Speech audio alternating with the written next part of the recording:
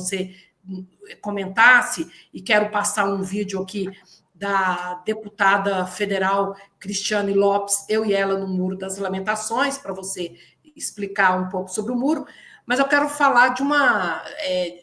eu não estou lembrando se foi 2013, 2014, muitas pessoas que vão comigo, eu só conheço no aeroporto, porque são pessoas de várias partes do Brasil, que eu anuncio, e normalmente são pessoas de fé, né?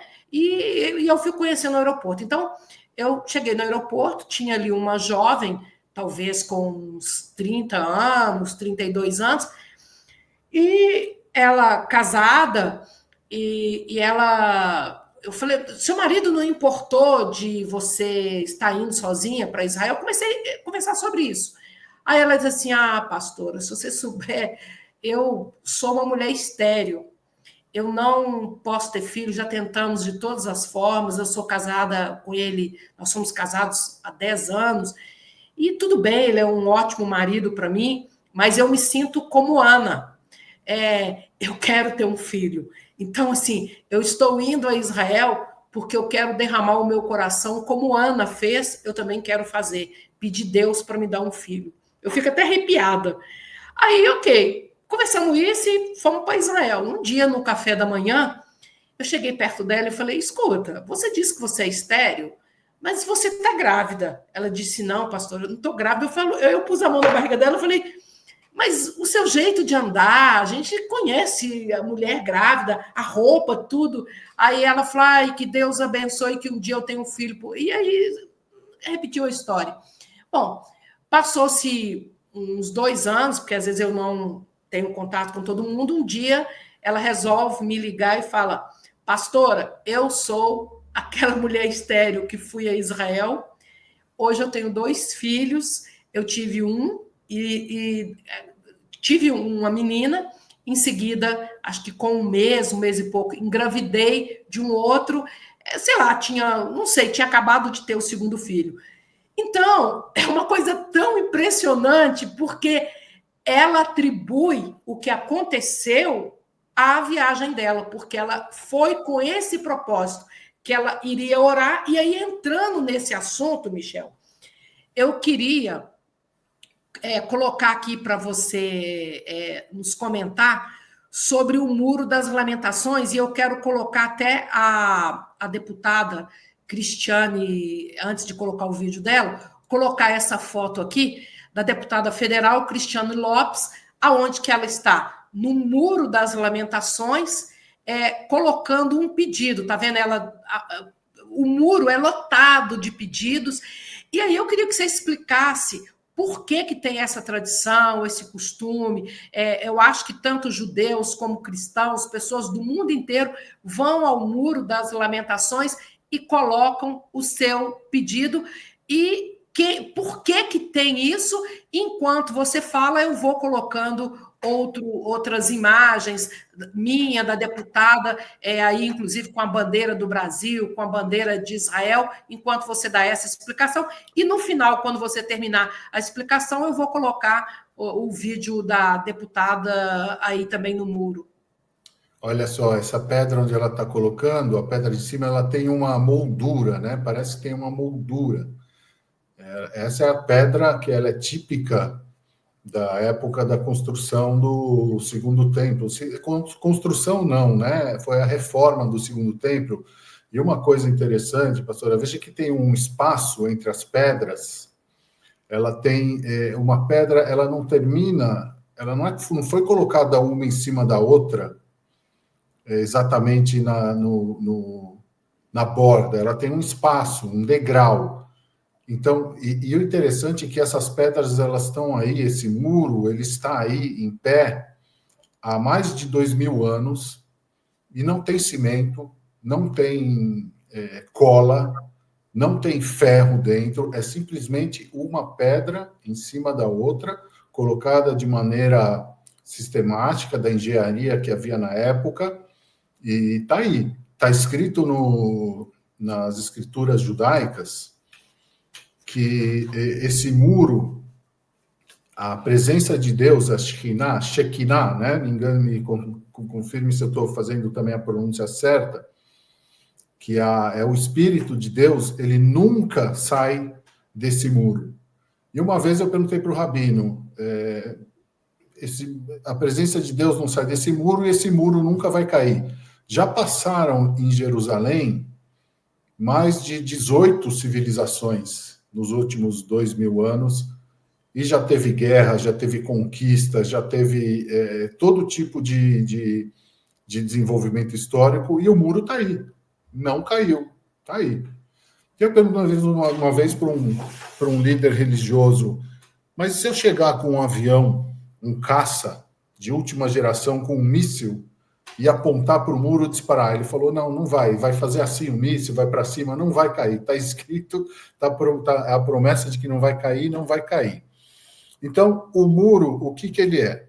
Primeiro, ele é um muro, olha lá, ele é a parte, é uma laje, vamos dizer assim, que foi construída no Monte Moriá. O Monte Moriá é o monte da criação do mundo, é o monte do sacrifício de Isaac, e ele foi construído pelo rei Herodes.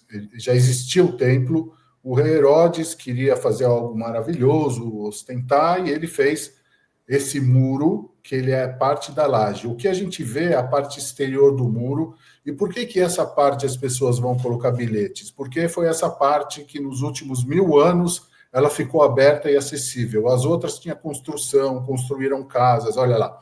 Essa é a parte acessível. Em cima, onde tem as árvores, é onde ficava o templo de Jerusalém, que foi destruído pelos romanos. O que a gente vê é a parte de fora do muro. Ele continua para baixo, pelo menos 20 metros, para você ter o tamanho. Olha o tamanho das pessoas, o tamanho do muro que a gente vê, e para baixo ele continua mais 20 metros de profundidade, embaixo da terra. Então, virou uma tradição, ele é chamado de Muro das Lamentações, em português, porque os judeus iam aí lamentar a destruição do templo, que é o templo onde Jesus passou, onde Jesus debateu com os sacerdotes, onde foi tentado no pináculo, né? Olha aí a pastora Jane com a bandeira de Israel. E esse muro, enfim, ele ficou também coberto por terra por mais de 2.000 anos, até 1967, quando Israel invadiu, conquistou a cidade antiga de Jerusalém e abriu esse muro, abriu essa praça na frente do muro com acesso para as pessoas acessarem e rezarem. Agora, uma coisa interessante é o seguinte: o Muro das Lamentações, o acesso ao Muro das Lamentações, que em hebraico ele é chamado de Muro Ocidental, porque ele fica para o lado do Ocidente. O outro lado, o lado oriental, é o lado do Monte das Oliveiras. Uma coisa interessante é assim, esse muro, para ser construído, eu li um estudo que ele custaria, em dinheiro de hoje, 10 bilhões de reais. Porque foram quase 30 anos de obras, 15 mil trabalhadores, 10 mil trabalhadores só para construir o templo, e no templo só podiam trabalhar os sacerdotes. Então foi uma obra gigantesca, uma obra que virou referência no mundo inteiro, não só Israel. Naquela época, no mundo romano, imagina Roma, eram os grandes construtores, né? Mas mesmo assim, o muro era tão bonito que existe uma frase que diz: quem não viu o templo de Jerusalém não viu beleza na sua vida.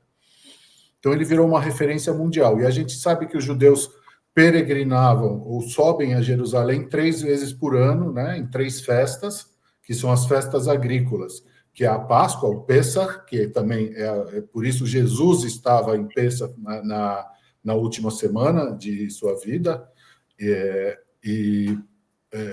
a festa de Pentecostes e a festa de Tabernáculos. São as 3 peregrinações a Jerusalém. E na época também 1 milhão de pessoas. Hoje em dia, milhões de pessoas vão. Olha lá, a deputada com o muro. Hoje em dia ele é administrado pelos judeus ortodoxos, ou seja, é um lado de mulheres e um lado para homens. Há uma separação no judaísmo mais rigoroso, mais ortodoxo. Tem uma parte um pouco mais para baixo, né, pastor, em que dá para ir ficar junto, homens e mulheres. Não chega até o muro, mas lá a gente vê também outras pedras da época de Jesus, vê também os banhos rituais, né? Agora, uma coisa também muito importante, que é assim, o Muro das Lamentações, ele fica aberto 24 horas por dia, 365 dias por ano. Existe uma pequena revista de segurança na entrada, passam as bolsas numa máquina, mas não é tão rigoroso quanto um aeroporto, mas há uma certa medida de segurança, mas ninguém é barrado de entrar no muro de qualquer religião, de qualquer país. É totalmente livre o acesso ao Muro das Lamentações, qualquer hora do dia e da noite. Por isso também as escrituras dizem que o templo vai ser uma casa, né, para todas as nações. Por isso que o Estado de Israel mantém essa política de deixar totalmente aberto o Muro das Lamentações. E, por último, os bilhetes, né? Virou uma tradição de se colocar um bilhete com pedidos a Deus, agradecimentos. Olha, eu não sei, tem gente que diz para tomar cuidado com o que se escreve, porque dá certo, né? Então, de qualquer maneira, virou uma tradição, e em Israel, e principalmente em Jerusalém, as tradições, elas consagram a fé, né? Virou uma tradição. 2 vezes por ano, esses bilhetes são retirados, e como muitos deles têm o nome de Deus escrito, eles não podem ser jogados no lixo, não podem ser queimados. O que Israel faz? Eles são enterrados no Monte das Oliveiras. O Monte das Oliveiras é por onde, a gente vai falar daqui a pouco, né? É por onde os judeus acreditam na vinda do Messias, e os cristãos acreditam também na vinda de Jesus. Aliás, Jesus, quando chega em Jerusalém, entra pelo Monte das Oliveiras, que é a profecia dizendo que o Messias chega no Monte das Oliveiras. E é um local de fé, é um local bonito, é um lugar tranquilo, é um lugar acessível, é um lugar que tem também estrutura, tem água, tem sanitários, é um lugar onde as religiões, as pessoas se respeitam, é um local onde Israel faz muitas cerimônias oficiais, cerimônias militares de formação de soldados, as cerimônias do dia da independência ou do dia do Holocausto, são cerimônias oficiais que acontecem aí.